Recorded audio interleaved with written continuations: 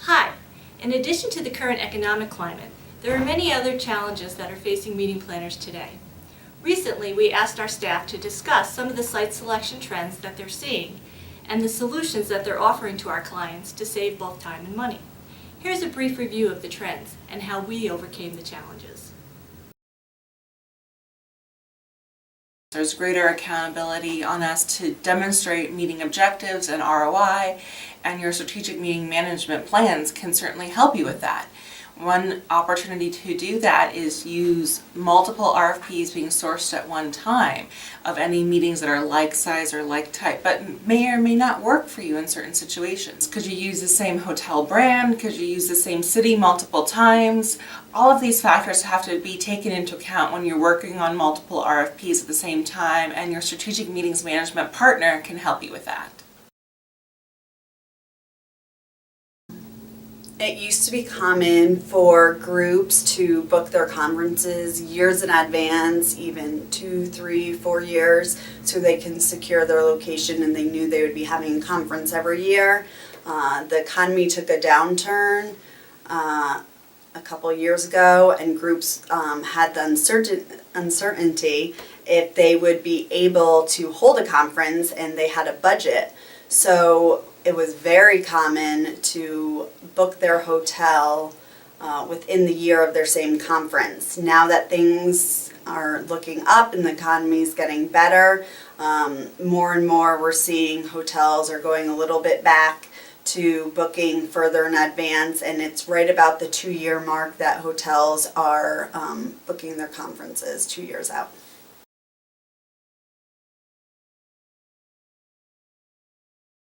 It's really important for all contracts to have lowest rate clauses. This protects the client and ensures that they'll get the most amount of attendees in their block as possible. We once had a client that booked their conference in Disney, so it's a very popular location. There's plenty of other hotels around. So what ended up happening was we got phone calls here that attendees had found other hotels for a cheaper rate, and they were going to book with them instead of ours. So what we did was we contacted the hotel and we let them know, like, we do have this lowest rate clause in our contract. So what they did was they honored the lowest rate that was found, which was really great. So internally we do a lot of things to help make sure that we meet our attrition. And what we do is we go through all of the attendees and we contact everyone who has not yet booked their hotel room.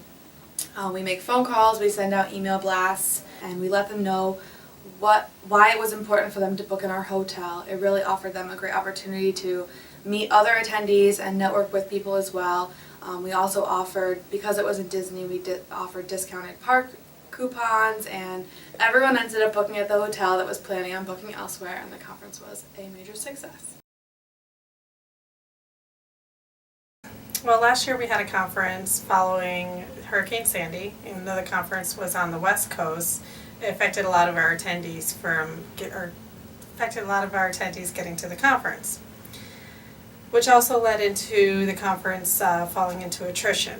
So what we had to do was we worked with the hotel and was able to take some of our food and beverage expenses, and even though we went over the minimum, and put that towards our attrition to help cover those costs. As a registration specialist, it is my role to always monitor the data within the registration system. I'm always doing quality assurance checks and looking out for trends, year-by-year comparisons.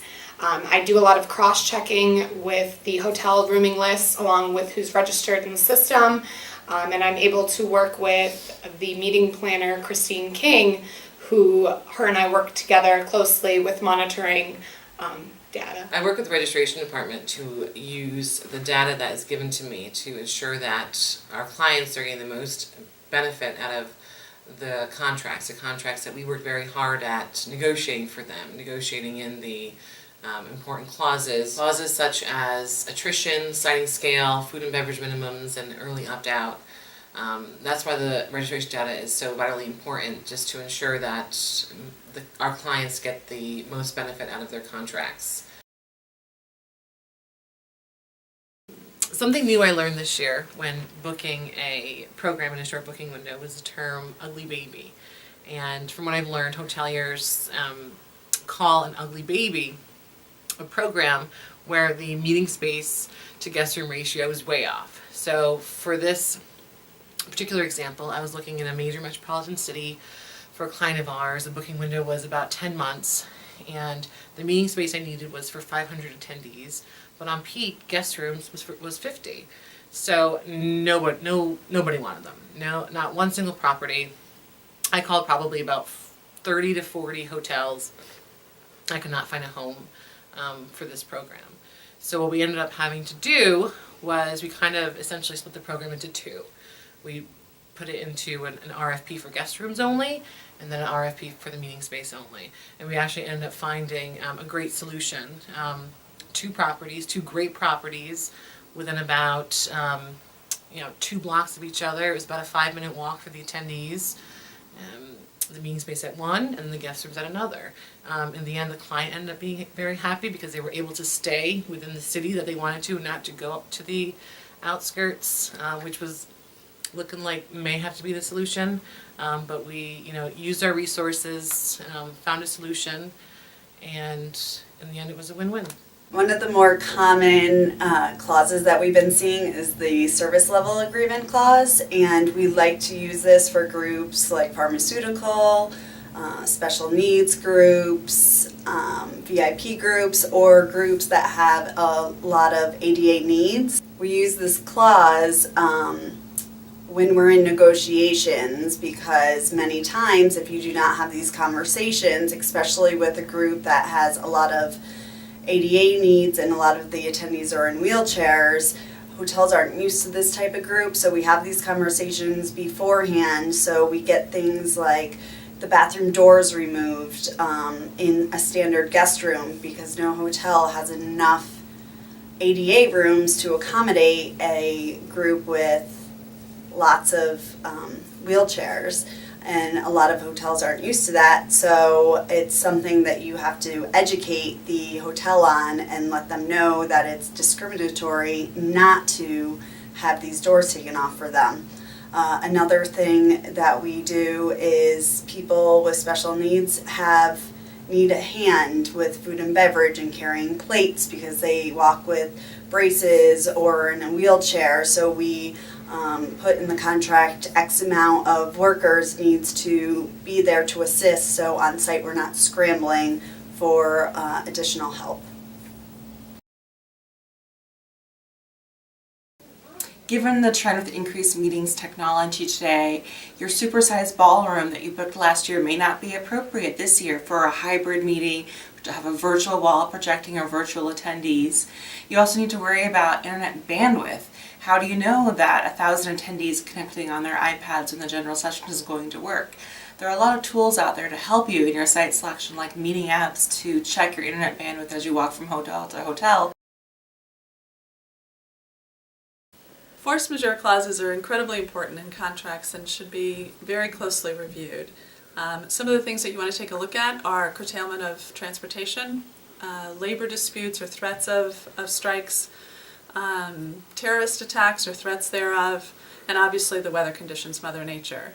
To give you a couple of examples of labor strikes, very recently there were labor strikes in the West Coast area, and in San Francisco to be in particular.